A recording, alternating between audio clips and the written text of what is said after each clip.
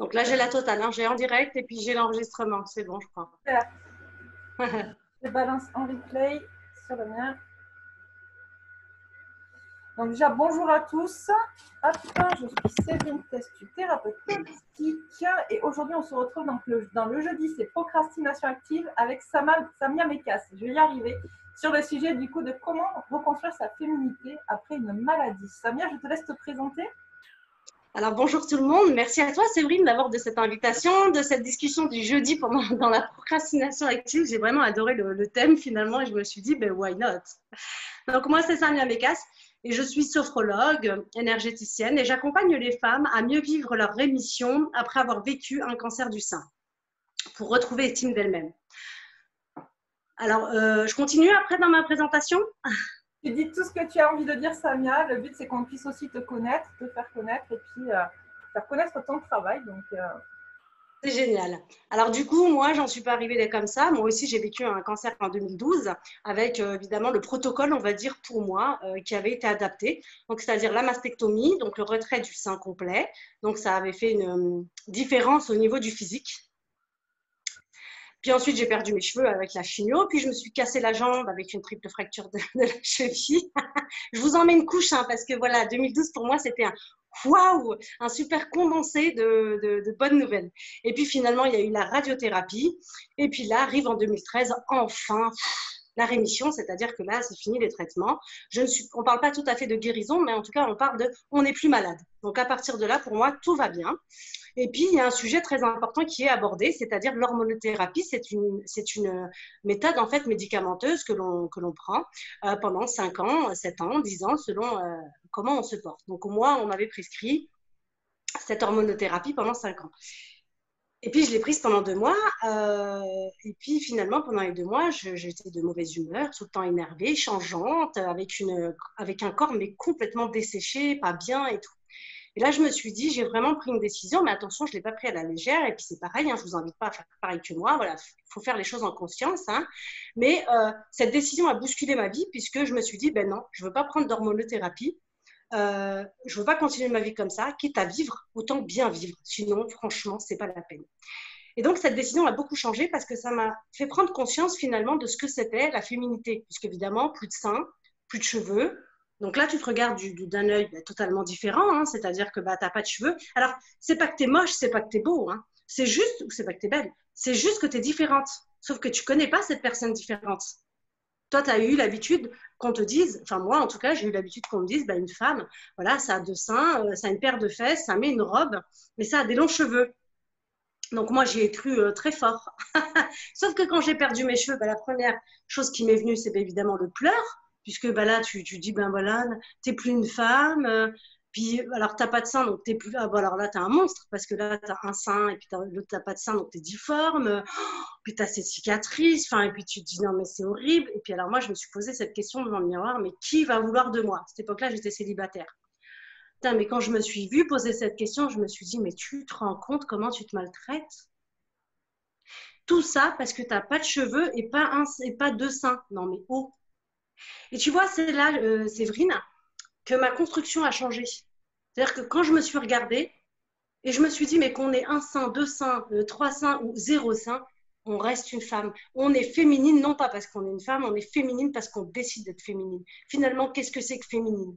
Moi, j'ai regardé souvent dans le dico et ça marquait toujours le truc de ça met des dispositions à la féminité. Donc, parce que tu es du sexe féminin, tu as des seins et un sexe féminin, tu es une femme, tu es féminine. Non, c'est pas vrai. Chacun d'entre nous, en fait, définit lui-même sa féminité. Et c'est ça qui est important. Et grâce à cette maladie, quelque part, j'en ai pas fait quelque chose en vain. C'est-à-dire que cette maladie, je me suis pas dit, alors évidemment, bien évidemment, au départ, je me suis dit, oh là là, ça tombe pas au bon moment, ce bordel. Puisque moi, dans ma tête, j'avais pas le temps pour ça. J'étais une femme, j'avais 2 enfants que j'élevais seule, donc je bossais, je n'avais pas le temps pour ces conneries de maladie.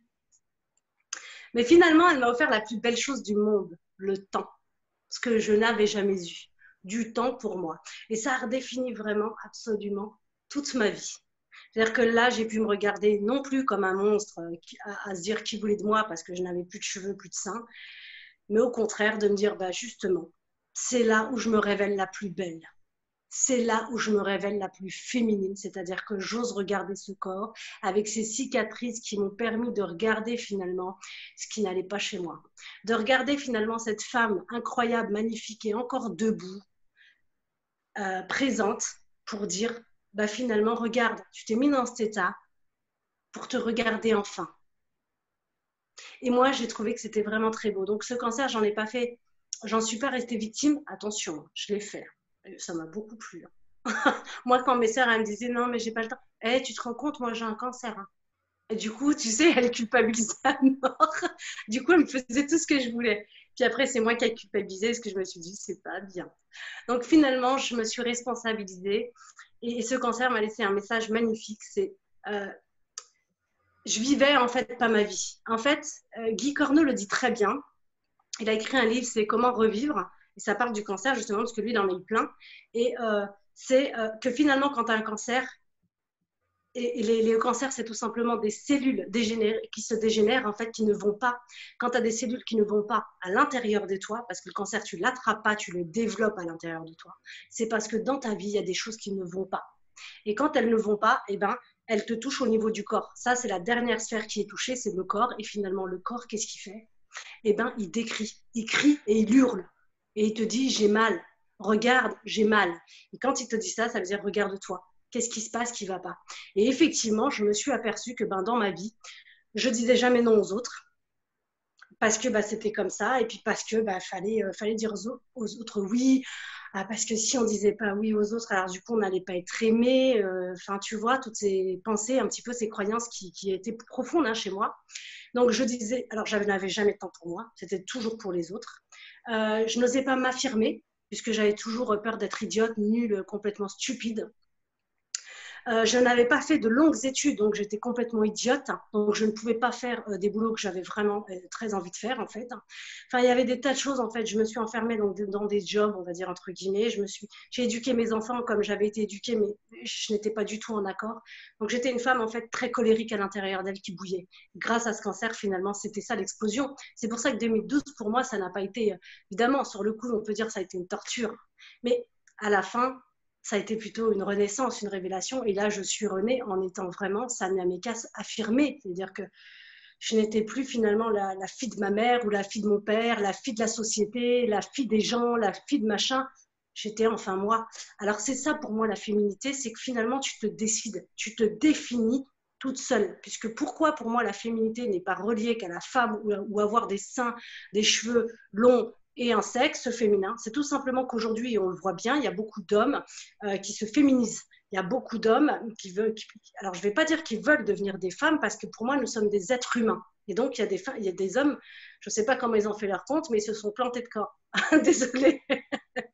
Mais en tout cas, voilà. Et donc, ils font un travail sur eux. Et donc, enfin, voilà. Donc, pour moi, la féminité, c'est quelque chose qui se définit par soi-même. J'espère que je n'ai pas été trop longue.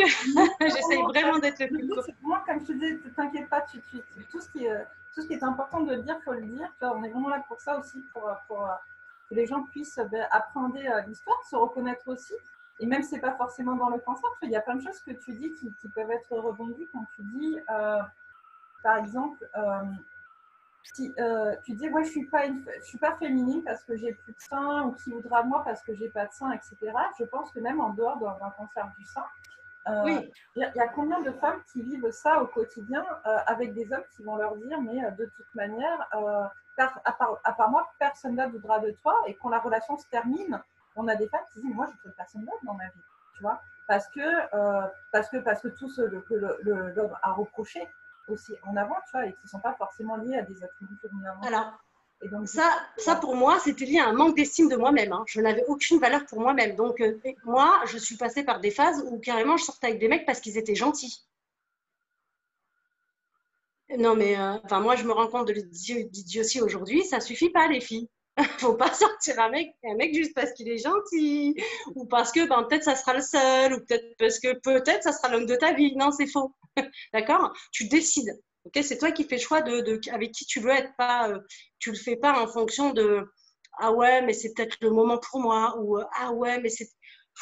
Tu vois? Non, tu le veux et donc tu l'as. Mais c'est pas le contraire. Et vraiment, moi, ça a bouleversé aussi mes croyances. Alors, du coup, je vais te d'habitude, je lis les commentaires à la fin, mais Oui, là, je pense que ça peut. Voilà.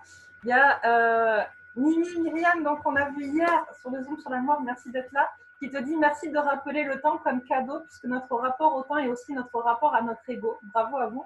Et elle te dit absolument grandiose, Samia. Donc, merci beaucoup, c'est vraiment très gentil. Effectivement, la valeur du temps, elle est inestimable. C'est la plus belle chose qu'on a au monde, vraiment. Moi, je m'en rends compte quand je vois mes enfants grandir. Moi, je les ai eus, ben, j'étais enceinte. Quand je les vois aujourd'hui, ils ont 20 ans, je me dis, waouh, c'est extraordinaire. Je suis très fière, par exemple, toujours, en fait, à chaque fois, j'ai eu l'opportunité, je l'ai créée d'ailleurs, cette opportunité, de prendre 3 ans pour eux. C'est-à-dire rien que pour eux et moi, pour connecter. J'étais une maman à ce moment-là. Et, et donc, du coup, j'avais mon enfant. Voilà. Et moi, pour moi, c'était merveilleux. Bon, après 3 ans, j'étais une femme et voilà, c'était autre chose. Mais pendant les 3 premières années de leur vie, j'étais leur maman. Et voilà. Et c'est aussi ça qui est important. Merci, Myriam, de le dire. C'est qu'on définit les choses au moment où on en a besoin et envie. Ça veut dire que c'est pas toute notre vie. Moi, par exemple, mon fils, il a 20 ans. Il me dit pas, t'es pas une maman. Hein, il me dit, ah oui, tu es une femme. Parce qu'effectivement, avant tout, je suis une femme, avant tout, je suis un être humain et je pense aussi à moi. Et ça, c'est ce que je n'avais pas fait au départ. Donc, je pensais à tout le monde. Donc, c'est important aussi que ce temps, il soit mis à profit pour soi. Alors, même si vous passez pour une égoïste, mais alors ça, vous vous en moquez. Parce que franchement, quand vous êtes épuisé, que vous êtes au bord des larmes, en dépression, que sais-je, et que finalement vous finissez soit dans l'alcool, dans la drogue, dans la bouffe, et vous cachez tout ça à tout le monde, tout ça pour faire plaisir aux gens et ne pas passer pour une égoïste, ben moi je trouve que là, c'est égoïste parce que vous êtes en train de vous tuer vous-même. Ça, c'est un message que je veux vraiment faire passer parce que souvent on dit ouais, mais attends, moi je vais passer pour une égoïste, il est hors de question. Ou je donne tout à mes enfants et à mon mari parce que pour moi c'est ce qui est le plus important. Bah, du coup, c'est parce que tu n'existes pas, tout simplement. Si tu commences à exister, crois-moi, tu ne passerais pas ton temps avec eux. Déjà parce qu'ils ont besoin de faire leur vie, tu as besoin de faire ta vie à toi. Exister, c'est important et le temps, il est là pour ça. Tu es venu pour exister. Donc, prends ce temps qui est à toi. Et c'est légitime. tu sais, ce que tu es en train de dire, ça me fait penser, tu sais, je fais des guidances et j'en joue Oui, avec des phrases. Donc, justement, c'est un jeu pour la féminité sacrée, en fait. Et hier, je suis tombée sur une carte qui était très intéressante et qui porte à réflexion et qui, je pense, résonne beaucoup avec ce que tu es en train de dire, qui dit entre se trahir et trahir les autres, il n'y a qu'un pas. oui.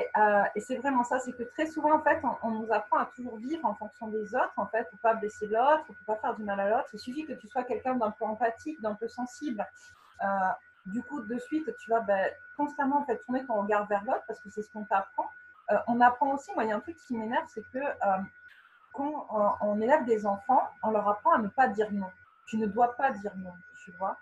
Et du coup, ça va aussi conditionner tout au long de ta vie le fait que tu n'oseras pas dire non aux autres. Et tu t'accepteras tout parce que tu as compris, enfin, dans tes cellules, dans le plus profond de ton être, que tu n'as pas le droit de dire non, tu vois. Et tu te retrouves dans des situations où, comme tu disais, à se dire, mais du coup, qui je suis si je ne sais pas dire non, si je ne sais pas m'affirmer, si je ne sais pas qui je veux, ce que je veux, pardon, avec qui je veux être, avec quel type de personne.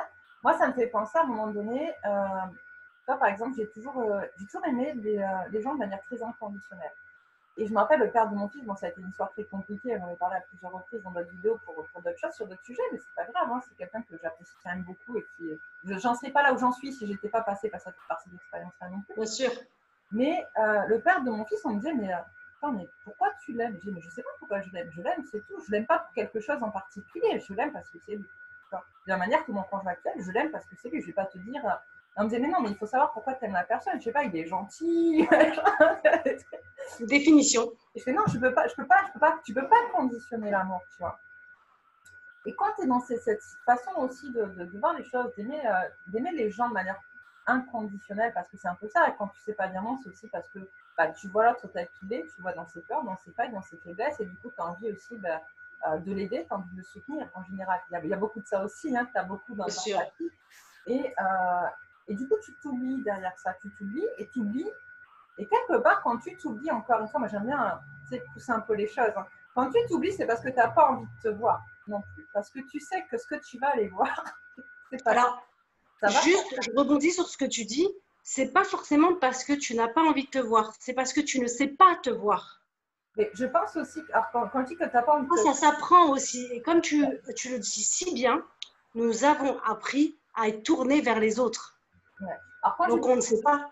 quand je dis que c'est pas que tu n'as pas envie de te voir, c'est surtout le fait que tu sais que si tu te retournes vers toi, ça va être douloureux. Tu vois, et c'est ça que tu n'as pas envie de voir, en fait. C'est pas toi que tu n'as pas envie de voir, c'est tu sais que ce qu'il y a à l'intérieur de toi, ben, s'il va falloir aller le travailler, aller le sortir, ça reste des choses qui sont douloureuses et c'est ça que tu n'as pas envie d'aller forcément affronter. Voilà, c'était mal dit, du coup, mais effectivement, on ne sait pas non plus hein, comment s'y prendre pour aller se chercher. Tu te rappelles, toi, des premières fois, justement, quelles sont les étapes Oui, passé quand tu as été te chercher au fond de toi qui t'était ce que tu voulais alors, j'ai commencé déjà parce que moi, je me rappelle, donc en janvier 2013, je perdais la tête, dans le sens où je devenais complètement folle à travers toutes ces pensées qui me revenaient, c'est-à-dire que toute ma vie d'avant revenait, j'étais en rémission, ça y est, donc tout le monde avait repris le cours de sa vie, et moi, il fallait que je le reprenne, mais je ne savais plus qui j'étais, je ne savais pas ce que je devais faire, j'avais plus de job, parce que ben voilà, j'avais été malade, donc j'avais dû fermer ma petite société, donc j'avais plus de job. Je marchais plus pareil qu'avant. Mes limites du corps étaient totalement différentes, puisque évidemment, avec toutes les opérations, je me suis retrouvée très limitée, donc j'étais plus la même qu'avant. Donc j'ai dû réadapter tout ça. Et la première chose que j'ai fait, tellement ça allait trop vite dans ma tête, c'est que j'ai été voir mon médecin en lui disant il me faut quelqu'un. Donc il m'a prescrit effectivement une psychologue. Donc ça a été parfait, je l'ai vue une fois par mois. Et là, je balançais évidemment tout ce que j'avais et tout. Et elle me posait deux questions, mais deux questions qui me faisaient tout le temps cogiter. Donc ça a commencé comme ça. Puis ensuite, je me suis dit, il y a quelque chose qui ne va pas, ça ne va pas. Puis j'ai connu le développement personnel grâce à deux amis. Et tous les lundis, donc, on se voyait et on discutait de ça. Donc, elle me faisait découvrir des livres. Et grâce à ça, j'ai commencé à avoir une ouverture. C'est-à-dire que, waouh, il y avait des façons de penser différentes. Et je me rappelle, le premier livre que j'avais lu et tenu dans ma main, c'était Shakti Gayen, Entrer dans la lumière. Et donc, j'ai lu ce livre et là, je me suis dit, mais waouh, la fille, elle fait ce qu'elle veut, en fait. C'est-à-dire qu'elle a vécu un moment, puis elle a décidé de s'appeler autrement, puis elle a décidé de voyager, et puis. Et je me suis dit, c'est extraordinaire. D'autres livres sont arrivés, et puis il y a eu pareil. Hein, alors, ça a commencé comme ça, c'est-à-dire par des lectures, une compréhension psychologique qui est venue, une compréhension physique. Mais le physique n'allait pas encore totalement bien. Donc, du coup, ce que j'ai fait, c'est que j'ai été. Alors, je ne savais pas ce que c'était, mais mes copines m'ont dit, mais va faire une immersion. Et j'ai dit, c'est quoi ça? C'est quoi la connerie là? Et là, elles me disent, ben, attends, on va te donner comment on appelle ça, un lien. Bon. Donc j'ai vu, et là c'était un groupe de nanas qui se réunissaient, les cœurs sacrés, femmes sacrées, le féminin sacré, j'y connaissais rien. Femmes sacrées, masculin sacré, retrouver ces trucs, ces chakras et tout, j'y connaissais rien. Et elles m'ont dit, mais vas-y, ça va te faire du bien. Et c'est vrai. J'ai été, et là, alors au début, tu sais, moi je suis la fille très pragmatique, tu sais, je suis comme ça, et puis je croise les bras, je croise les jambes, et je me dis, mais qu'est-ce que je fous là? Les nanas, elles sont là en train de dévoiler leur truc, mais qu'est-ce que je fous là? Et donc, je me suis dit, OK, puisque tu es là, Samia, tu as payé en plus, donc lance-toi. Et à un moment donné, je me suis lancée, j'ai commencé à parler, et puis bon, après, on a fait des tas d'exercices. Et là, j'ai commencé, pour une fois, la première fois de ma vie, à sentir des sensations passer dans mon corps. Et là, j'ai eu des larmes aux yeux. Et ça a pleuré. Et ça a pleuré. Je ne comprenais pas pourquoi je pleurais, hein, mais je pleurais. Hein.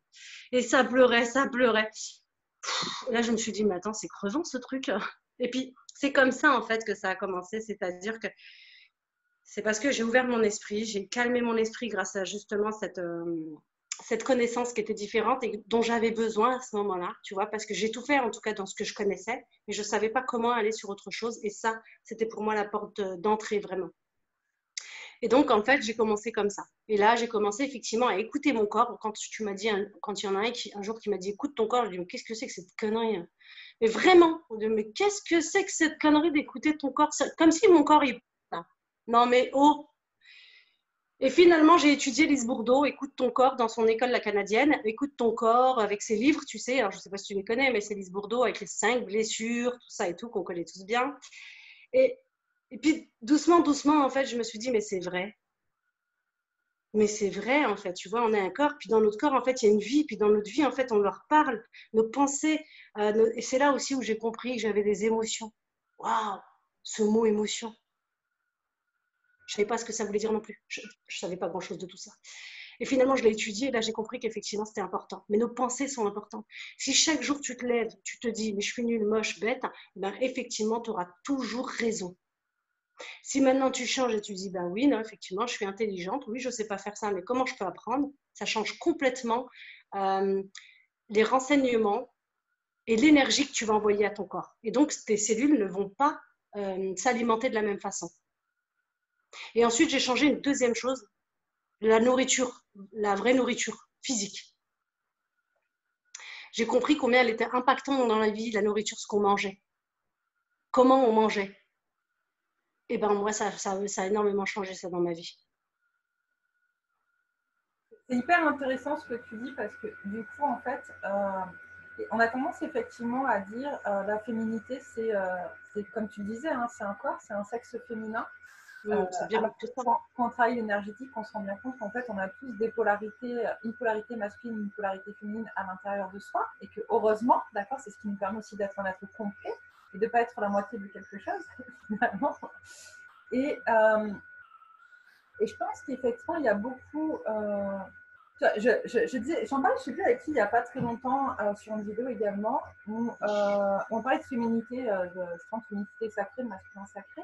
Moi, je connais plein de filles qui sont ultra féminines dans la définition qu'on en a, c'est-à-dire toujours en talons hauts, en jupe, tu vois, etc.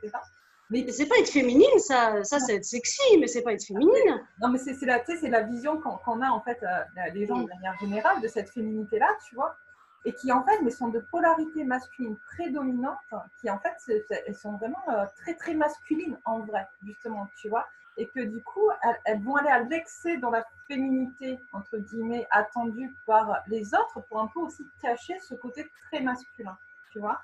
Moi, je me rappelle une fois… Tu veux dire qu'elle compense? Ouais. Tu veux dire qu'elle compense, d'accord. Et je me rappelle une fois être sortie en boîte avec une copine, c'était en région parisienne, et une nana, mais magnifique, vraiment très très belle, tu vois, très bien foutue, pareil, très très sexy, talons hauts, robe très moulante, et puis une très belle fille. Et puis à l'arrêt de bus, on s'est emmerdé, et elle est partie en vrille, elle a défoncé les hommes qui nous sont… Et là, je suis restée choquée parce que il y avait un décalage. Ça colle pas. Il y avait une sorte de décalage, tu sais, entre l'image qu'elle renvoyait et son côté justement très masculin. C'est vrai, c'est hyper intéressant ce que tu dis. Est-ce que c'est l'image qu'elle renvoyait ou c'est l'image que tu avais d'elle? Non, c'est l'image qu'elle voulait renvoyer. Parce que le fait que les filles se mettent en talons, machin et tout, elles te disent c'est pas parce qu'elles sont en talons sexy avec une jupe ou que sais-je, une super féminine, que finalement elles sont pas masculines. Tu vois ce que je veux dire? Moi, souvent j'ai pensé que parce que je mettais des talons, une robe et que il fallait que je parle bien. Par contre, quand je mettais un jean et un jogging, je pouvais balancer n'importe quoi. Donc, est-ce que finalement, tu vois, c'est l'image aussi qu'on a? Mais c'est une image que la société donne, en fait. Ouais. C'est l'image qu'on a parce que c'est l'image que nous donne la société. Moi, je sais que je ne suis pas quelqu'un de… à la base, je reviens sur mes mots parce que ce n'était pas du tout ce que j'avais envie de dire. Mes mots, ils n'allaient pas. À la base, je pensais que je n'étais pas quelqu'un de féminin parce que moi, je suis plus jean basket que robe. Je porte très très peu de robes ou très très peu de jupes, tu vois, parce que je suis à l'aise dans mon jean basket et j'aime bien, tu vois, être à l'aise dans mon jean basket. Et je me rappelle avoir dit à mon conjoint actuel quand on s'est rencontrés, je fais écoute, franchement, je te le dis tout de suite. Moi, voilà, il me dit non, mais il me dit ça me dérange pas. Il me dit à partir du moment aussi de temps en temps, bah, tu peux être aussi justement un peu plus féminine. Bon, résultat des courses, bref, ça fait 4 ans, ça va faire 4 ans qu'on est ensemble et je suis toujours en jean basket. Donc, tu es toujours aussi féminine finalement. Voilà. Mais comme tu disais aussi, on en discutait en off tout à l'heure, je suis quelqu'un, j'ai une colopathie fonctionnelle, donc mon poids peut varier de manière, par le yo-yo, comme on dit, et de manière très, très soudaine. Et du coup, je passe de, par exemple, avoir une forte poitrine à plus avoir de seins du tout parce que j'ai perdu 25 kilos, quoi, tu vois. Et du coup, je me rappelle, quand je perdais beaucoup de poids, où du coup, j'étais plus contente parce que je rentrais dans la mode féminine, tu sais, tu rentres dans du 36, t'es contente, quoi, tu vois, parce que les femmes doivent faire du 36, tu vois. Une femme bien féminine doit faire du 36, et en même temps, du coup, il manquait mes seins, quoi, tu vois, j'avais plus de seins, et du coup, je me sentais pas non plus féminine parce que du coup, j'avais pas de seins. Et c'est là où tu te poses des questions, où tu commences à dire, mais en fait, on attend quoi de toi, en fait, c'est quoi la féminité? Parce que même quand tu veux correspondre en fait à ces images de féminité que les médias te renvoient et que la société te renvoie, finalement, tu n'es jamais à 100% dans cette féminité-là. C'est pas possible. Ou alors, tu es la meuf parfaite, refaite par un chirurgien esthétique qui t'a vraiment, tu sais, pour... Et même ça, c'est pas parfait. En fait, moi, je déteste ce mot de la perfection. Ça n'existe. La perfection, c'est toi, simplement. C'est-à-dire que tu es parfaite telle que tu es, point.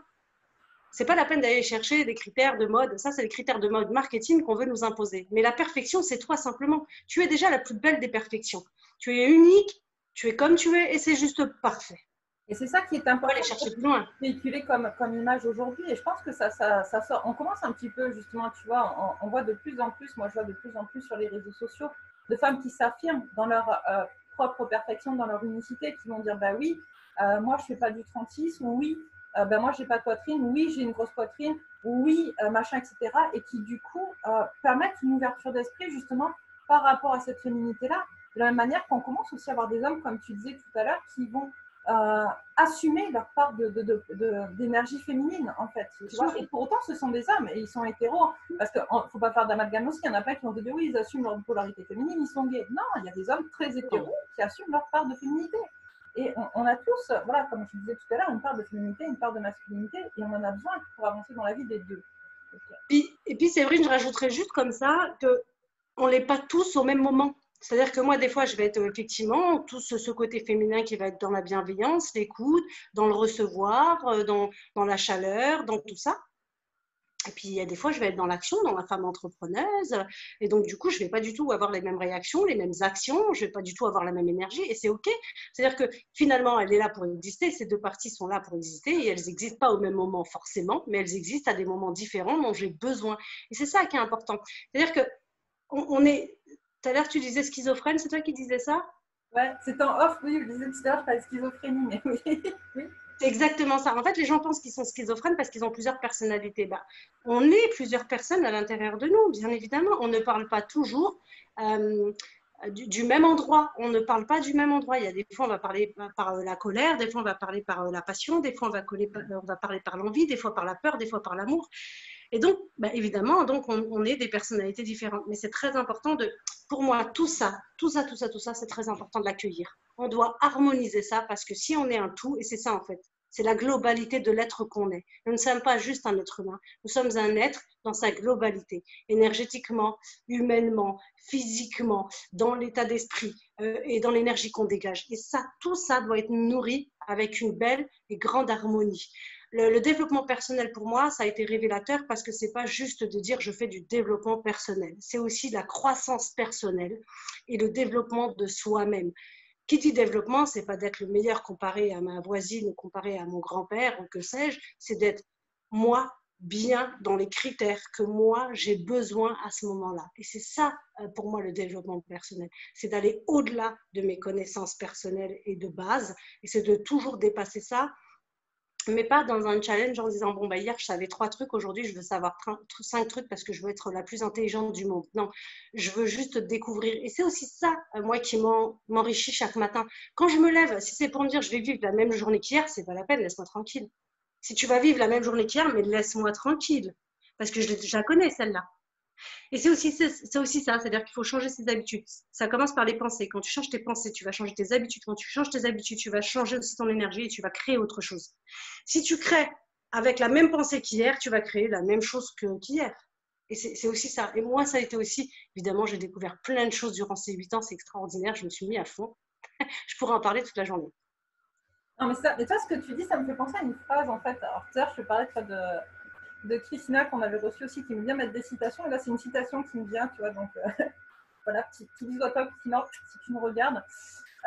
C'était Albert Einstein qui disait il faut être fou pour croire qu'en reproduisant tout le temps les mêmes actions, on va avoir des résultats différents.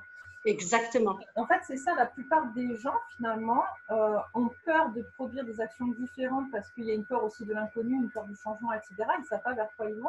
Mais en même temps, espèrent constamment que finalement, ces mêmes actions qui reproduisent en boucle vont à un moment donné créer quelque chose qui apportera un résultat différent. Et ça, c'est effectivement, il a raison, c'est complètement fou de penser ça, mais malgré tout, c'est bien pratique pour la société de nous laisser croire qu'on peut rester là-dedans et qu'on peut espérer d'autres choses, alors que finalement, on ne met rien en place pour que d'autres choses se produisent. Et Séverine, je rebondis, c'est grâce d'ailleurs à cette phrase qu'il faut être fou pour croire que si tu fais la même chose, en fait, il va y avoir un changement. Et je me suis dit, mais c'est vrai, si tu fais 2 plus 2, ça sera toujours 4. Et c'est ce que j'avais fait dans toute ma vie. Et à ce moment-là, quand j'ai entendu cette phrase, elle a mis un petit peu, hein, tu sais, elle a été plantée en moi, et puis le temps qu'elle graine un peu, il y a vraiment des prises de conscience qui se sont faites. Et là, je me suis dit, mais c'est vrai, si je fais la même chose qu'avant, pourquoi mes résultats seraient différents?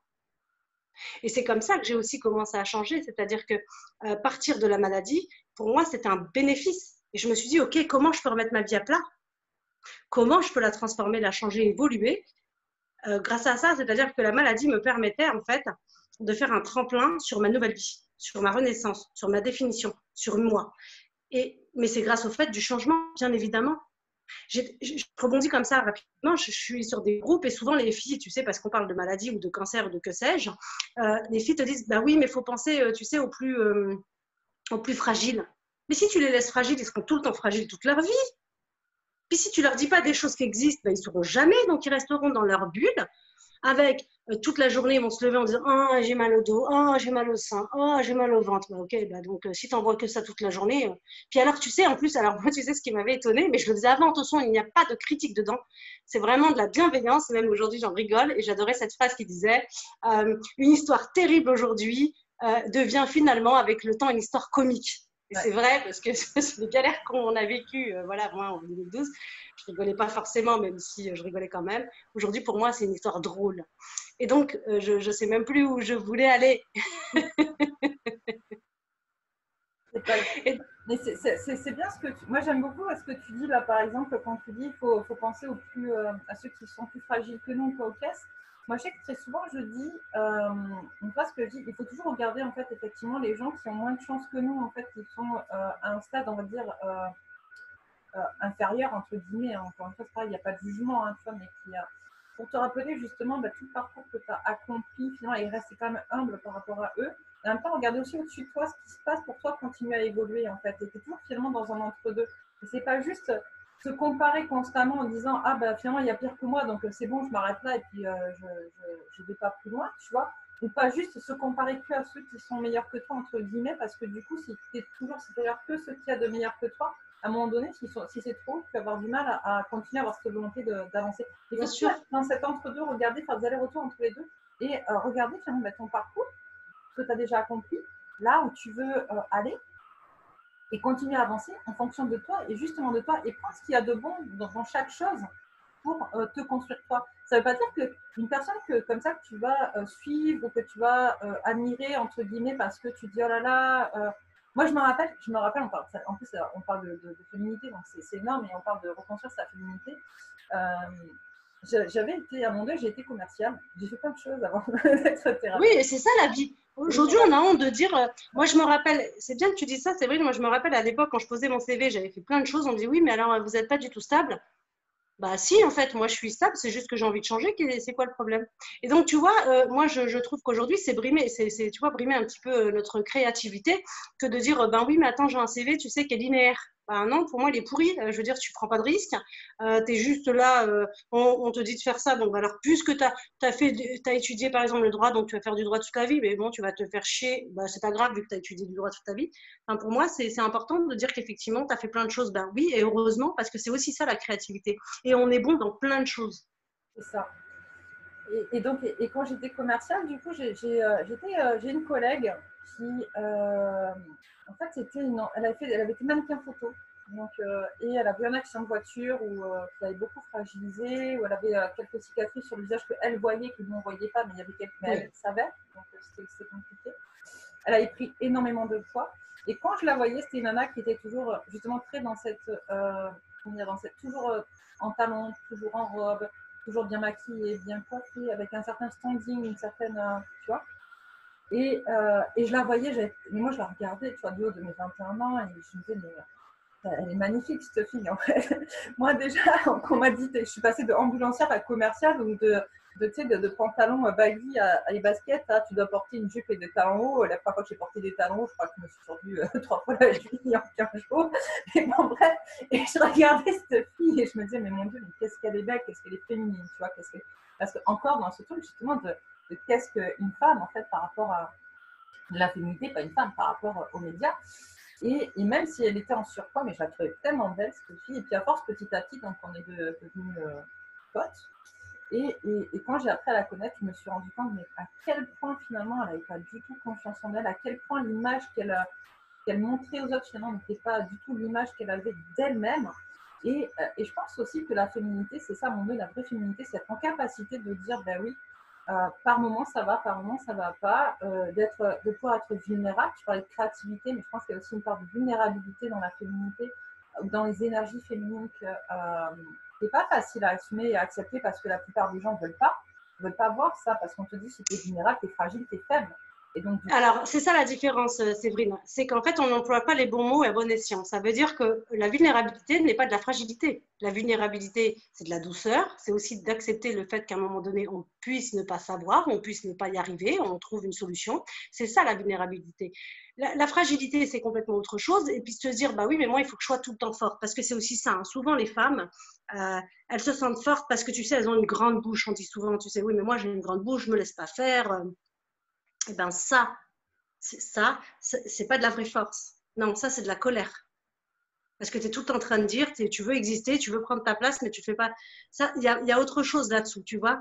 Quand tu es clair avec toi et que tu es féminine et que tu assumes entièrement ta féminité, tes parts de masculinité, que tu assumes entièrement qui tu es, tu n'as pas besoin de te définir en tant que femme, homme, ou forte ou pas forte. C'est juste qui tu es à ce moment-là. Et si à ce moment-là, eh ben, tu es tout simplement vulnérable, eh ben, c'est OK. Il est où le problème? Et on se trompe. Parce qu'en fait, aujourd'hui, c'est pareil. La femme, son histoire, elle ne remonte pas à si longtemps. Je veux dire, en 1900, je ne sais plus, ça fait quoi, 60 ans qu'on a le droit à un chèque, je crois, un chéquier donné par nos gentils maris. Un peu plus par la société. Un peu plus aujourd'hui. Je ne suis pas sûre, il faudrait regarder parce que je ne vais pas vous dire de bêtises sur les dates. Ça ne fait pas si longtemps qu'on a le droit à un vote. Donc, du coup, finalement, on nous a dit aujourd'hui qu'on pouvait travailler. Et puis, en plus, on nous a fait croire qu'on pouvait aller travailler, qu'en plus, il fallait garder les enfants, que notre maison, en plus, elle devait être toute propre, qu'il fallait en plus servir monsieur ou madame, qu'il fallait. Et à un moment donné, on a relevé tous ces défis. C'est-à-dire qu'on se peignait, on se coiffait. Alors, j'ai adoré cette série, vraiment, c'est Miss Maisel. Miss Maisel.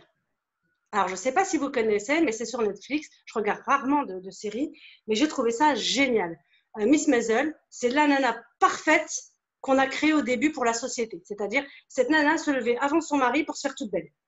Et elle retournait dans le lit, et quand c'était l'heure, le réveil sonnait, elle était déjà fraîche. Donc, son mari, il voyait quoi?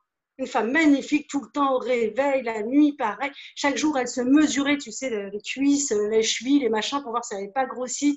Elle était énergique, parce qu'en plus, elle trouvait toujours des solutions pour tout dans la maison. En plus ceci, en plus cela. Enfin bon, bref. C'était la femme parfaite de la société. Et petit à petit, on voit que dans le film, il se passe un truc. Donc, son mari veut divorcer. Finalement, là, elle se trouve quelque chose, un super truc. Elle veut devenir comique. Alors déjà, à l'époque, ça ne se fait pas. En plus, machin, enfin bon, bref, il y a des tas de choses. Et là, vous découvrez son histoire et là, vous dites, mais c'est exactement ça. C'est-à-dire qu'au départ, on nous a bridés, peu importe comment, hein, j'accuse personne, je ne suis pas contre les hommes, j'adore les hommes, au contraire. Mais voilà, on nous bride un peu. Et puis là, on arrive dans cette société où on est un peu perdu parce qu'on a envie d'en faire trop. On est une femme, on est une maman, on est une chérie, on est une copine, toute parfaite. On répond aux attentes de la société et de tout le monde. Résultat des courses, à un moment donné, on ne devient pas bien. La preuve, la société ne va pas très bien. Nous, les femmes, on ne va pas très bien. On est souvent malade, on est en dépression, on est en burn-out, on nous invente encore des burn-out. Enfin, tu vois, il y a tellement de choses. Il y a de plus en plus de... Moi, je ne comprends pas. On est une société dite évoluée. On est de plus en plus malade. On est une société évoluée. On est de plus en plus fragile. Moi, je ne comprends pas en fait le sens. Il y a vraiment un non-sens dans cette vie qui se passe en ce moment. Et du coup, ça nous casse vraiment et ça nous bride. Finalement, on est en train de chercher qui on est. C'est juste incroyable. On est en train de chercher la base de notre vie, qui on est. Est-ce qu'on est féminine? Est-ce qu'on n'est pas féminine? Est-ce qu'on garde notre féminité? Mais qu'est-ce qu'on en affiche? Mais qui est juge de décider si on est féminine ou pas? Mais je pense, Mekia, tu me fais penser à quelqu'un d'autre que je connais qui s'appelle Mekia en fait. Excuse-moi, et avec ton nom de famille, ça m'a fait un bug là. Je pense, Samia, que en vrai, les femmes sont les premières aussi à s'être mises dans cette situation-là. Tu parlais tout à l'heure, tu dis, bon, je ne vais pas reprocher ça aux hommes, machin, etc. Mais si tu regardes bien, non, on est responsable. On est responsable de cette situation, bien sûr. Qui c'est qui véhicule en fait ces préjugés, c'est aussi nous les femmes. Enfin, moi, j'ai souvent entendu Moi, je me rappelle quand je me suis mis avec le père de mon fils, j'avais ses grands-mères qui me disaient ah, mais en tant que femme, tu dois faire ci, tu dois faire ça, tu dois machin, etc. Tu vois, qui te mettaient une pression, mais juste pour être une épouse parfaite, une maman parfaite, une femme au foyer parfaite et machin.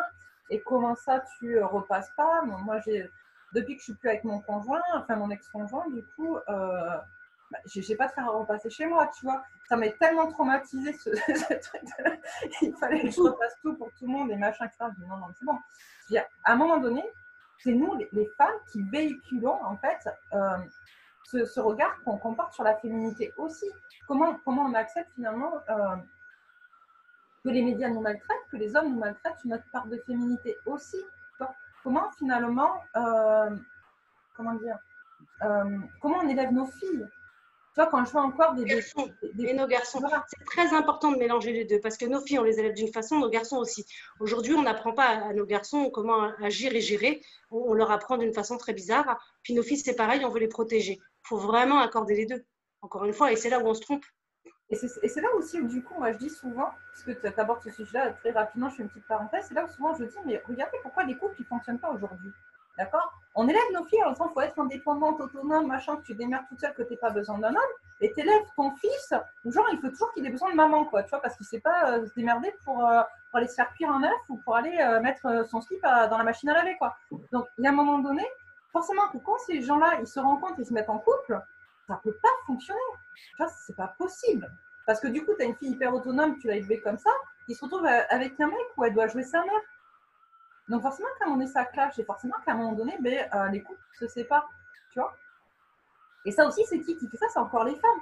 Enfin, il y a un moment donné, on veut absolument des choses qu'on n'est pas nous-mêmes en capacité finalement de mettre en place dans notre quotidien, qu'on n'est pas à même d'imposer face justement aux hommes de notre famille dans la manière de concevoir les choses, et on continue finalement à maintenir des ambiguïtés, des paradoxes qui font qu'on est aussi dans la situation actuelle dans laquelle on est. Il ne faut pas non plus se perdre. Et c'est pour ça qu'à l'heure d'aujourd'hui, c'est-à-dire qu'on a testé pas mal de choses, donc c'est-à-dire entre guillemets la soumission dès le départ, puis maintenant la rébellion, puisqu'évidemment on s'est émancipé, j'ai envie de dire, parce que ça c'est vraiment un mot que j'aime pas. On s'émancipe pas, enfin de qui on s'émancipe, j'en sais rien, ça c'est vraiment aussi la société, mais en fait on s'est découverte pas mal de choses, et aujourd'hui, je pense, et c'est ça qui est intéressant, c'est qu'on est dans un temps où on est en train de savoir qui on est, nous les femmes. Dans le sens où quelle position on veut avoir, et finalement, on a le droit évidemment de prendre la position qu'on veut, c'est-à-dire qu'on peut faire les métiers qu'on a envie, on s'habille comme on veut et on reste féminine, femme ou pas, on peut faire exactement ce qu'on veut. Et c'est aussi ça qui est intéressant, je crois que ce temps, il est fait pour ça, c'est-à-dire finalement se réaligner en vérité avec qui on est réellement. Et c'est aussi ça, et tu as raison dans ce que tu dis, on est responsable, et au-delà de notre responsabilité, on doit reprendre aussi notre puissance.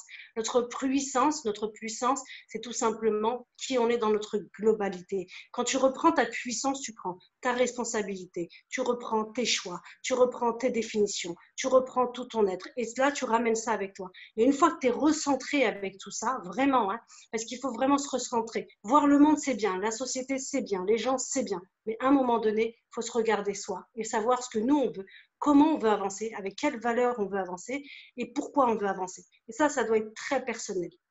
C'est-à-dire que tu ne peux pas faire ce travail si tu regardes que le monde à l'extérieur. Il faut à un moment donné que tu te regardes toi et que tu ailles te rechercher plus profondément. C'est ça, reprendre sa puissance. Et moi, j'aide ces femmes justement à faire ça. C'est-à-dire qu'à un moment donné, ok, c'était de la faute de Pierre, hier c'était de la faute de Jean, avant-hier c'était de la faute de Myriam, l'autre c'était de la faute de ton enfant, de ta patronne. Ok, c'est ok tout ça. Maintenant, respire et prends ta responsabilité et ta puissance à toi. Recentre-toi avec vraiment toi, ce que tu veux, toi, ce que tu veux, toi, ce que tu sens, toi, qui tu es. Si tu ne sais pas qui tu es, ce n'est pas grave. Vois quel genre de personne tu aimes. Parce que ce genre de personnes avec les qualités, essaie de les avoir toi aussi et puis crée la personnalité que tu veux. Tout ça, c'est possible à partir du moment où vraiment tu te recentres. Et c'est ça pour moi qui est très très important, c'est quand tu reprends toute ta puissance, finalement, tu oublies le reste. C'est toi qui es importante, c'est tes valeurs et tout, et c'est la façon dont tu vas fonctionner. Quand tu te sens bien, quand tu te sens calé avec toi, quand tu sens que tes émotions sont en adéquation avec toi, plus rien ne te dérange. La société même ne te dérange plus. Moi, personnellement, elle ne me dérange plus. Ça fait très longtemps que je ne regarde pas la télé, donc je m'en fous de leurs critères. Puis en plus, précisément, là, parce qu'on avait parlé du sujet du 36, soi-disant, de la société, c'est faux. En France, en moyenne, les femmes font du 42. Donc, voilà, sachez-le.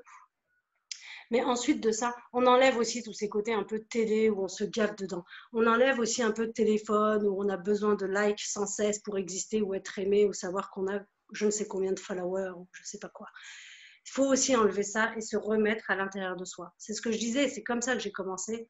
C'est que le cancer m'a apporté ce temps. Ce temps, il l'est et il doit être bénéfique pour chacun. Et c'est ça, finalement, reprendre sa puissance par rapport à tout ça. Va discuter avec toi-même, finalement, de qu'est-ce que c'est ta féminité. Et si tu enlevais, finalement, toutes ces croyances et conditions qu'on t'a mis, qu'est-ce que c'est pour toi? C'est intéressant ce que tu dis parce que moi, je me rends compte dans toutes les personnes que j'accompagne, et c'est ce que tu dis aussi, la société est de plus en plus malade. Enfin, les gens sont de plus en plus malades. Mais tous les gens que j'accompagne ont une réelle prise de conscience, justement, après une maladie, quelle que soit la maladie, que ce soit une maladie physique ou une maladie psychique. On a plein de gens qui font des burn-out. Je veux juste rajouter quelque chose, Séverine, si tu permets. Désolée, je te coupe, ça me vient. C'est juste quelque chose de très, très important pour moi. Des fois, il faut beaucoup d'étapes. Moi, par exemple, le cancer, ça a été la goutte qui a fait déborder le vase. C'est-à-dire que j'ai vécu beaucoup d'expériences avant, mais qui ne m'ont pas fait agir, qui m'ont fait continuer dans ma vie. J'ai vraiment vécu beaucoup d'expériences qui ont été très dures, mais qui m'ont juste fait avancer sans regarder. J'ai mis des œillères et j'ai foncé. Mais le cancer m'a arrêté. Pas parce que c'est le cancer en lui-même, mais c'est parce qu'à un moment donné, comme tu dis, j'ai pris conscience. Donc des fois, et dans la vie, elle t'offre l'opportunité de donner une occasion, deux occasions, trois occasions, quatre occasions, puis peut-être la cinquième, tu vas la saisir. Moi, c'est celle-là que j'ai saisie. J'ai commencé, j'ai fait 40 ans de ma vie d'une façon, et je veux faire 40 prochaines années, parce que c'est à peu près ce que j'estime qu'il va me rester, d'une autre façon totalement différente, et comme tu l'as dit, en conscience. Et ça, c'est très important. Ne vous culpabilisez pas parce que vous n'avez pas pris conscience, parce qu'il vous est arrivé plein de trucs, et aujourd'hui, vous ne réalisez pas. Bah, des fois, c'est que ce n'est pas le moment. C'est un peu moi ce que je dis, quand je dis aux personnes que j'accompagne, il y a deux, trois choses que je leur dis, et puis il y a tout le monde. La première, c'est en gros chaque chose a son temps, mais plus tu refuses de prendre conscience, et plus les épreuves sont douloureuses derrière. Parce que la vie, en fait, en gros, ce qu'ils ne comprend pas, elle t'en met une couche derrière qui est sans. La deuxième, quand tu parles de responsabilisation, moi, je leur dis, et donc vous commencez un petit peu à prendre conscience quand je parle que je peux être un peu trash, je leur dis de toute manière, tu es responsable de tout ce qui t'est arrivé. D'accord? Bien sûr. T'as merdé, tu es responsable de ta merde, c'est pas la faute des autres. Okay, et quand tu prends conscience que du coup, tu es responsable de toutes les merdes que tu as eues dans ta vie, tu prends conscience que tu as aussi un pouvoir de créer des choses super magnifiques. En gros. Mais si tu n'acceptes pas que tu es responsable de toutes les conneries qui te sont arrivées, et bien du coup, tu ne peux pas prendre ta responsabilité pour faire des choses bien, tu vois, et pour créer des choses qui sont magnifiques pour toi. Et la troisième, du coup, je suis un peu comme toi, hein, des fois, je pars loin dans ma tête, mais ça me reviendra après. Mais il y a un moment donné où on est ce qu'on pense, on est ce qu'on crée. Et à partir du moment où tu passes ton temps, comme tu disais, à regarder ce qui se passe à l'extérieur, d'accord, ce qui se passe chez les autres, parce que ça aussi, la relation en miroir, c'est quand même très intéressant. C'est un truc aussi que je leur explique beaucoup, parce que quand tu critiques des choses chez les autres, très souvent, c'est toi que tu te critiques à travers ça. Et ça, les gens refusent de le voir. Et ils passent leur temps à aller. C'est quoi la phrase qu'on dit? C'est arrête d'aller balayer devant ta porte au lieu de balayer devant celle des autres, un truc comme ça. Tu vois. Mais c'est vraiment ça, tu vois. Comme ça, Très souvent, il y a une phrase que j'ai entendue il n'y a pas longtemps qui était aussi, voilà, c'était on est capable de regarder la paille pardon, dans l'œil de l'autre et on ne voit pas la poutre qu'on a dans le sien, en fait. Et c'est ça. En fait, les gens, ils vont tout le temps aller regarder ce qui se passe ailleurs. Et ils ont besoin qu'à un moment donné, pour l'instant, on est encore là dans l'évolution de la société, l'évolution de l'humanité, qui est quelque chose qui clash, qui tranche et qui dit stop, là, c'est plus possible en fait. Ça va être comme tu dis, hein, comme tu avais pu malheureusement un cancer, ou heureusement. Non, moi je suis très contente. Hein. Voilà, c'est ce que je veux dire, ou heureusement du coup, parce non, que. c'est grâce à ça que je suis devenue responsable. Donc moi je suis très contente. Alors il m'a fallu tout ça évidemment, mais moi j'en ai fait un cadeau. C'est-à-dire que j'étais responsable de ce que j'ai développé, mais plus encore, j'étais responsable de comment je le vivais après. Et ça, c'était pour moi le plus bénéfique, ma responsabilité de comment je le prenais. C'est ça. Mais ça peut être aussi, du coup, il y a plein de gens qui font des burn-out, donc qui vont dégoupiller au niveau psychique, hein, où c'est plus possible, qui vont entrer dans des grandes dépressions, qui vont vraiment, ça va être compliqué, vraiment hyper compliqué. Mais si tu n'en arrives pas là, on n'a pas encore, voilà, il faut vraiment qu'on touche le fin de fond, entre guillemets, tu vois, pour qu'on puisse se dire, là, il faut changer quelque chose. Et j'ai pas encore forcément, et moi la première, hein, il a fallu que je touche aussi le fond pour me dire, bon, qu'est-ce que je fais maintenant, quoi, tu vois. On est tous pareils encore, hein, c'est pas une critique, hein, on n'est pas dans le jugement. Mais tu te rends compte que quand tu refais justement de manière rétrospective un petit peu toute ta vie, tu as eu plein effectivement d'avant-première, de choses où on t'a dit ah, attention là, tu continues, tu es un peu plus fort, hop, hop, hop, hop, et là, pouf, allez, t'as pas compris, on y va, quoi. Exactement. C'est ça où on est chanceux, c'est que la vie, c'est nos parents finalement. La vie, tu vois, elle nous offre justement comment on appelle, une éducation. Et donc de voir comment justement, mais la chose qui nous arrive, comment on la prend. Alors on a le choix, encore une fois, c'est un choix. Hein. Tu prends mal, tu te victimises, tu rentres dans ce système, puis du coup tu t'es triste, puis. Ou alors tu te dis, ok, peut-être qu'il y a un message derrière. Qu'est-ce que ça a voulu me dire? Tiens, c'est pas la première fois que ça se passe. Alors ça s'est pas passé comme ça la dernière fois, mais c'est un peu préparé finalement. Donc finalement, est-ce qu'il n'y a pas quelque chose que je devrais changer? Est-ce qu'il n'y a pas un choix différent que je veux faire? La vie, elle est généreuse parce qu'elle est en même temps notre éducatrice finalement. C'est l'une des mères les plus importantes. C'est ça. Et quand on parlait tout à l'heure, je repensais un petit peu au titre qu'on a mis qui était justement comment reconstruire sa féminité après une maladie. Je pense que, comme on l'a dit, la féminité, au-delà de la femme, c'est surtout une énergie féminine, une polarité. Et finalement, c'est comme tu le disais, c'est comment finalement l'énergie féminine, c'est se reconnecter à son intuition. Alors, je vulgarise au possible, hein, il n'y a pas que ça, bien évidemment, mais vraiment, c'est aussi se reconnecter à son intuition et se reconnecter à soi, à son intériorité. La féminité, c'est l'intérieur, c'est toujours ce qui est de l'intérieur. Et comment, qu'on soit un homme ou qu'on soit une femme, on a besoin d'aller se reconstruire dans son intérieur, aller se reconstruire dans son énergie féminine pour pouvoir découvrir et être, en fait. Et c'est vrai que c'est un sujet... Ah, ma petite église. Ding, ding. C'est un sujet qui est encore aussi... où les femmes vont de plus en plus, finalement, vers leur intériorité, vont de plus en plus s'accepter telles qu'elles sont, ou en tout cas décide de prendre ce chemin-là, même si on n'est pas encore tout à fait, parce que c'est comme tu l'as dit, hein, c'est un chemin, il y a plein d'étapes, et puis plus tard, plus tu te rends compte qu'il y a de choses, et puis... c'est un chemin sans fin. Voilà. C'est-à-dire que l'évolution, c'est infini en fait. Hein, donc il ne faut pas en avoir peur. Une fois que tu commences, ça y est. Hein, il ne faut pas en avoir peur et y aller, y aller, y aller. Ouais. Ce que tu me dis, ça me fait penser à une de mes patientes un jour une de mes clientes, je vais y arriver. Patiente, quand je dis patiente, je m'excuse, hein, c'est une déformation professionnelle de mon ancien métier. Et du coup, une de mes clientes, elle appelle donc, pour prendre un premier rendez-vous, elle me dit, elle dit d'accord, ok, mais si je commence comme ça, donc à mourir, machin, etc., ça va durer combien de temps? Ça va prendre combien de temps? Je dis non, mais en fait, tu commences, c'est toute ta vie, en vrai, tu vois. Ah, mais du coup, je vais devoir venir te voir toute ma vie. Je dis, non, c'est pas le but non plus, quoi, tu vois. Non, c'est autonome à un moment donné, mais au départ, on peut donner des coups de pouce, effectivement. Voilà. C'est ça, quoi, tu vois. C'est comment, finalement, effectivement, c'est un nouveau chemin que tu prends. C'est pas un nouveau chemin, c'est tu empruntes ton propre chemin. Voilà, c'est surtout ça, en fait. C'est pas un nouveau chemin, c'est tu empruntes ton propre chemin. Et c'est pas facile parce que, du coup, on nous a habitués à suivre le chemin du cheptel, tu vois.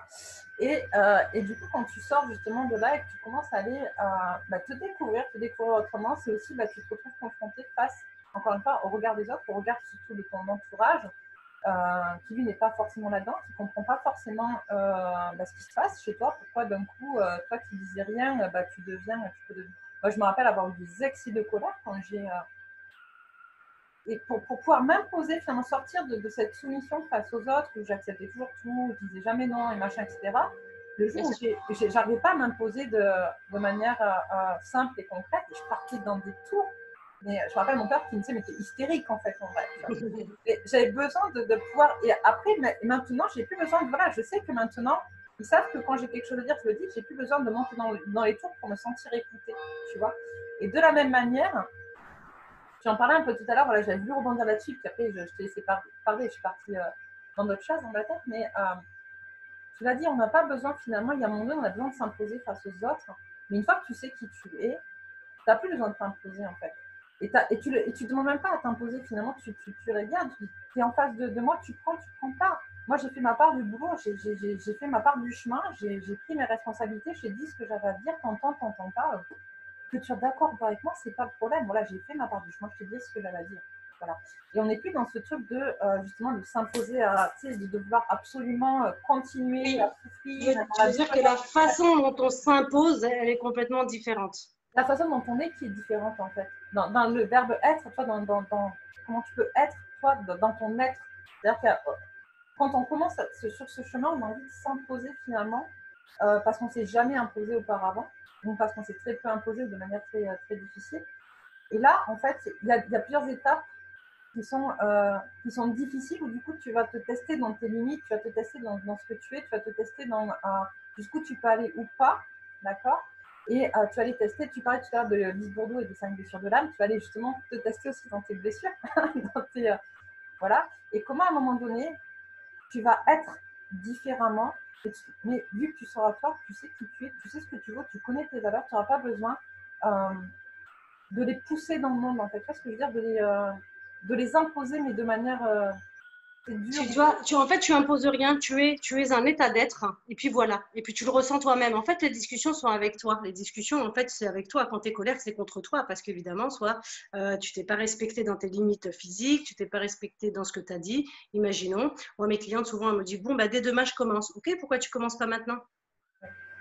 Hein, parce que j'ai pas le temps. Ah d'accord, et donc demain tu auras le temps. On en discutera demain. Puis demain elle passe. Puis alors, oui, elle s'oblige une fois, puis la deuxième fois, il n'y a plus rien, le troisième non plus. Puis à un moment donné, on prend justement cette discussion, on dit, alors quand est-ce que tu veux réellement commencer? Parce que c'est ça la vraie vérité, c'est que finalement, quand tu veux t'imposer, si tu veux, tu cries tellement, parce que tu crois que finalement tu as la vérité, mais tu n'en as pas. Ta seule vérité, c'est la tienne. Et quand tu es en accord et que tu es clair avec ta propre vérité, tu n'as nullement besoin de dire toute ta vérité à tout le monde. Alors, je dis souvent ce mot clair parce que je l'adore et d'ailleurs, c'est l'une de mes méthodes qui s'appelle clair dans mes accompagnements. J'ai appelé ma méthode, hein, elle est unique évidemment parce qu'elle est basée sur mon expérience personnelle et professionnelle et elle s'appelle clair. Clair puisqu'elle regroupe effectivement tous les mots qui pour moi sont hyper importants. C'est comme confiance. La confiance, ça va aussi avec l'estime. Alors, ce sont deux choses différentes, mais je l'ai regroupé dedans. Voilà. La libération, parce que c'est une libération de tout le poids qui nous pèse vraiment. Et puis moi, c'est comme ça que je me libère aussi. Tu vois, là, le A qui veut dire amour, l'amour intense pour soi. Parce que quand tu t'aimes toi, crois-moi, tu rayonnes automatiquement et tu vas aimer tout le monde. Et tous les jugements que tu avais sur les gens, finalement, tu les auras plus parce que tellement tu t'aimes, tu vois, donc, et tu aimeras le monde. I comme l'intention. Pourquoi? Parce que chaque matin, quand tu te lèves, pose ton intention de la journée. Change ton intention parce que justement, tu vois comment tu avances aussi dans ta vie. Tu vois, ici, c'est toujours la même intention. Ben, hein, il y a toujours, voilà, bon, bref, intention, tu vois. Et le R, de reconnexion à soi, toujours. Moi, je pars toujours de soi. Donc, la reconnexion à soi, c'est l'une des choses essentielles. Tu vois, par exemple, mes clientes me disent, bah oui, mais moi, quand je m'habille bien, je mets une jolie robe, des talons et une perruque, je suis belle. Ok. Maintenant, quand tu arrives devant ton miroir et que tu retires ta perruque, ta robe et tes talons, comment tu te sens? Ah bah moche. Ah, bah, c'est ça le problème. C'est ça le problème. Tu dois te sentir de la même façon quand tu as ta robe, ta perruque et tes chaussures que quand tu es nu. Tu dois avoir la même réalité. Et celle-là vient de toi. C'est-à-dire qu'il faut retravailler ton estime, ton regard vis-à-vis de toi, ton réappropriation du corps et de toutes tes croyances pour justement vivre ça. Et ça, c'est important. Et puis, eux, comme émotion. Parce que les émotions que l'on cache à l'intérieur de soi, les non-dits, tout ça nous persécute à un moment donné. Et c'est là où, justement, on est colère, on n'est pas bien, on est énervé contre le monde entier, on le déteste des fois. Et puis, finalement, ça ne va pas. Et parce que c'est nous qui, finalement, explosons à travers les maladies, les problématiques qu'on rencontre. Donc, voilà, je voulais juste dire que, effectivement, le mot clair, pour moi, il était important parce qu'il faisait partie de ma vie. Si tu es clair avec toi, tu es clair avec le reste du monde. Si tu es clair dans ta féminité, dans ta personnalité, dans ton état d'être, tu n'as nullement besoin de clamer une vérité en disant mais toi tu as tort parce que toi tu dis n'importe quoi et moi j'ai raison. Bah tu n'en as plus besoin parce que finalement tu es clair avec toi. C'est hyper important ce que tu dis par rapport à l'amour inconscient qu'on peut avoir pour soi. Moi, je suis en train de faire une formation là, justement là-dessus, une formation de 15 semaines qui a commencé en juillet, où justement on retravaille justement cet amour inconditionnel qu'on a pour soi. Et ça me fait trop penser à moi quand j'ai commencé à faire ce travail-là sur moi. Tu l'as dit, tu vois, quand tu te maquilles, enfin, moi je ne portais pas de perruque, tu vois, mais oui, peu importe. Je me maquillais à une époque parce que. Oui, mais par exemple, juste je dis ça, Séverine, alors j'espère que je te balance pas. Vas-y. Mais par exemple, pour toutes les nanas là, qui se tissent les cheveux, je ne sais pas comment on appelle ça, pardon, qui se lissent les cheveux, qui s'abîment les cheveux et qu'elles se trouvent belles parce qu'elles sont lissées et que finalement, quand leurs cheveux ils sont bouclés, elles ne s'aiment pas, il y a un problème. Il y a un problème parce qu'il y a un manque d'acceptation de soi. Tu vois, il faut regarder aussi comment on est dans sa totalité. Si tu as un sein qui est tordu, il est tordu. Et alors, accepte-le. En fait, tu es tous tes enfants. Tu vois, imagine, tu as 2 enfants. Tu en as un qui est beau, tu le trouves beau, il est magnifique. Alors, tu vas le chouchouter, tu vas l'aimer, lui dire des belles choses, lui proposer, le sortir. Puis l'autre qui n'est pas très beau, tu vas lui dire quoi? Oh, bah, t'es moche, hein, tu sais. Puis alors là, tu vas le mettre dans une cave, tu sais, un peu à la Harry Potter. Non, mais sois juste avec toi quand même. Hein. Ces enfants-là, c'est toi. Quand tu te parles, il faut que tu te parles à toi. Et toi, tu es importante. C'est ça. Mais tu vois, quand j'ai commencé justement à faire ce travail-là, et je le conseille aussi, j'ai conseillé à certaines de mes clientes, donc je me surmaquillais, donc effectivement je me lissais les cheveux, je me surmaquillais, et à un moment donné, parce que je me trouvais pas forcément belle, mais je me trouvais, ce que je disais à l'époque, c'est que je disais, ouais, je suis potable. Tu sais, quand je suis maquillée, je suis potable. C'est horrible. C'est C'est horrible, horrible. mais on est. Et à un C'est moment donné, horrible. j'en ai eu marre. Je te dis honnêtement, à un moment donné, j'en ai eu marre. Et justement, quand je te dis il y a 4 ans, donc quand j'ai refait tout ce travail sur moi, j'ai arrêté de me maquiller. Enfin, j'ai une période de plusieurs mois où je ne me suis pas du tout maquillée, où je ne me coiffais pas. Genre, je me lissais pas les cheveux, mais je ne me coiffais pas non plus. Hein, genre, je les attachais n'importe comment, genre rien à battre. Et tous les matins, je me disais dans ma glace, tu es belle. Tu es belle, je t'aime, tu es belle, je t'aime. Et j'ai recommencé à maquiller il n'y a pas très très longtemps. Rien de ce que ça peut être avant, quoi, tu vois, vraiment avec beaucoup moins de couches, on va dire. Et, et les premières fois que je me suis maquillée, je me suis dit, finalement, je me trouve beaucoup plus jolie quand je ne suis pas maquillée, tu vois. Et c'est ça aussi. Après, c'est réapprendre, comme tu le disais, à être comme on est, à être et à s'aimer au naturel. Et effectivement, on a tous des défauts. Je veux dire, on est loin d'être parfaite. Hein. Il y en a aucune d'entre nous qui est finalement bien. Le mot parfait, tu disais, il n'y a même pas un mot parfait en fait. On est toutes parfaites telles qu'on est en vrai. Et puis la perfection, je le dis souvent, c'est très subjectif en fait. On n'a pas tous la même idée de la perfection, donc on ne peut même pas se rejoindre là-dessus. On peut même pas se rejoindre là-dessus. On est toutes parfaites telles qu'on est et il faut arrêter de croire que parce qu'effectivement tu as une grosse poitrine, une petite poitrine, ou tu as un petit cul, un gros cul, ou parce que tu as des cuisses ou pas, ou parce que tu vas être en jupe toute la journée, ou en pantalon basket, machin, etc., ou en sarouel, ça va être, tu ne seras pas féminine, tu ne seras pas toi. Tu ne seras pas une personne. Tu es une personne avant.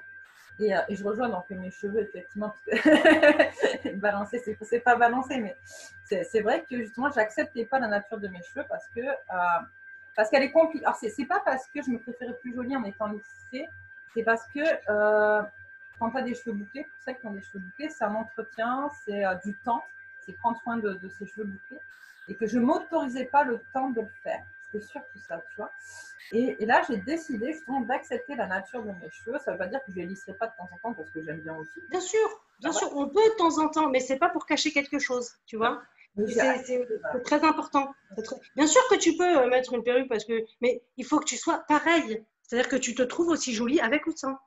Que tu te trouves aussi jolie avec le lissage ou pas, que tu te trouves jolie nue, habillée.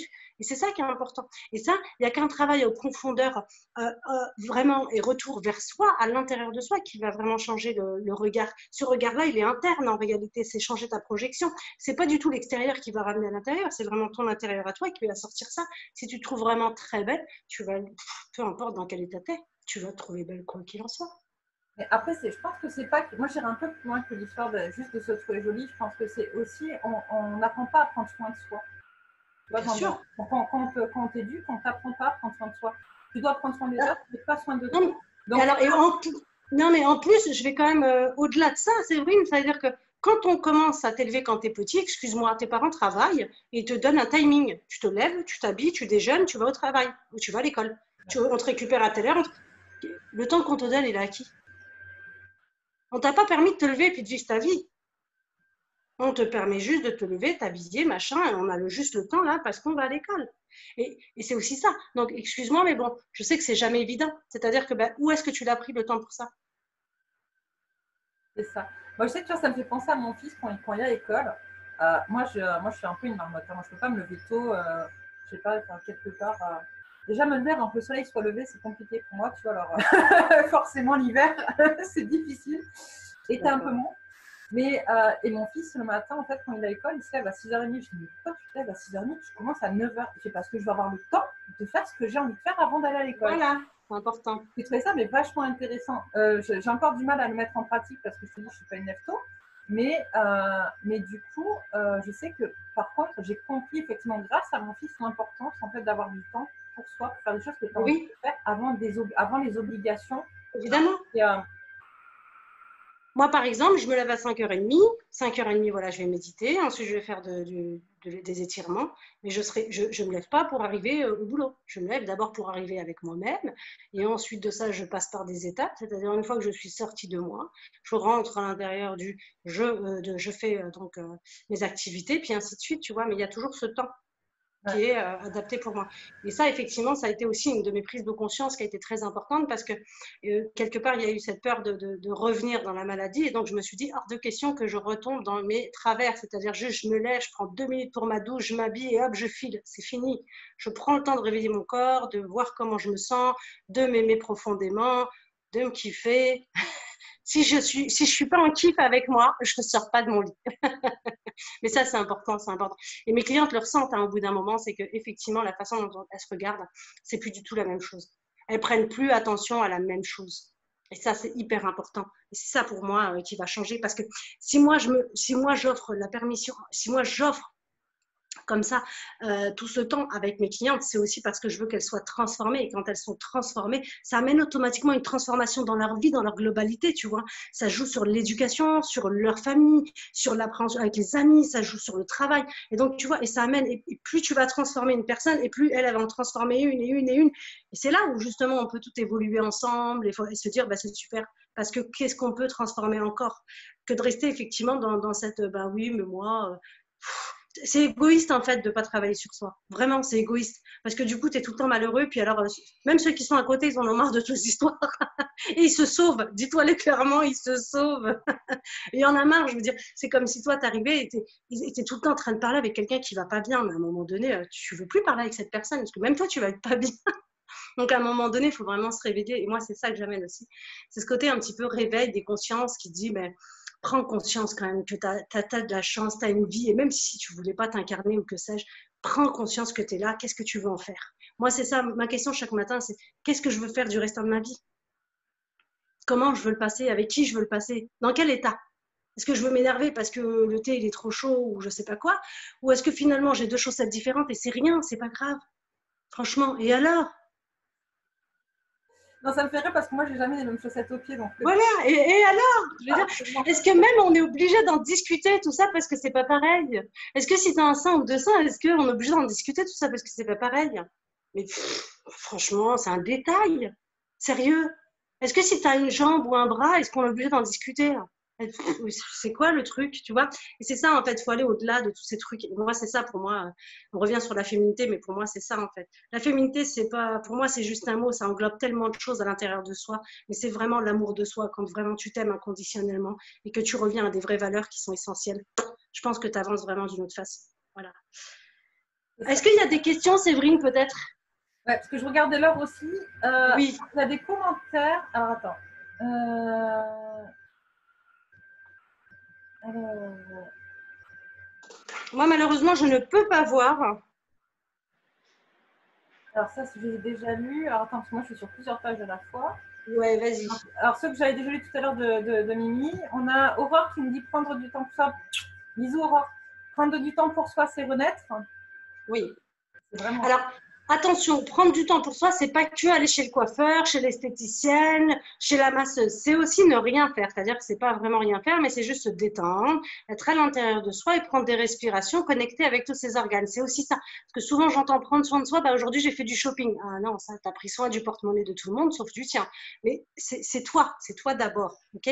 C'est toi d'abord. Donc, prends juste le temps d'être chez toi, d'être dans un endroit, si tu veux, mais juste de respirer, d'être avec toi, hein, parce que c'est important d'être avec soi. Et d'apprendre à se connaître. Moi, je sais, et donc il n'y a pas d'autres questions.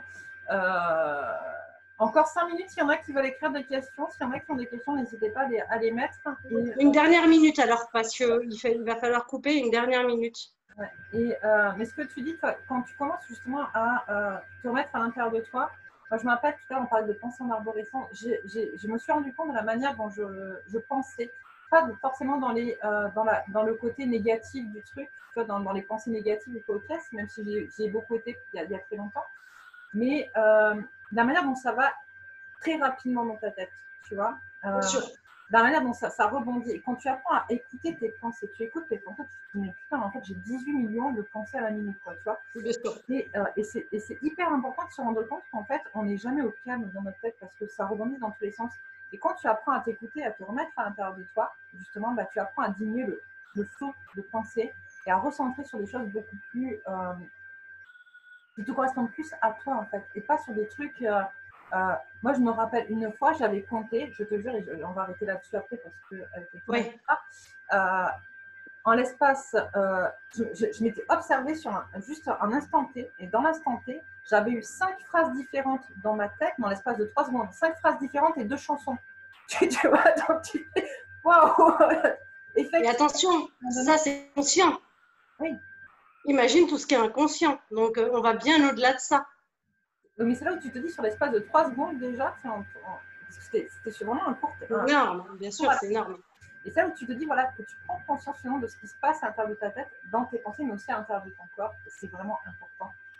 Et donc, voilà. Bah, écoutez, on va arrêter là pour aujourd'hui. Samia, je te remercie beaucoup pour tout ce que tu nous as apporté, pour toute ton histoire, pour tout ce que tu nous as partagé, qui était empreint d'émotions, qui est empreint de savoir et qui peut bousculer aussi pas mal de personnes dans qui elles sont.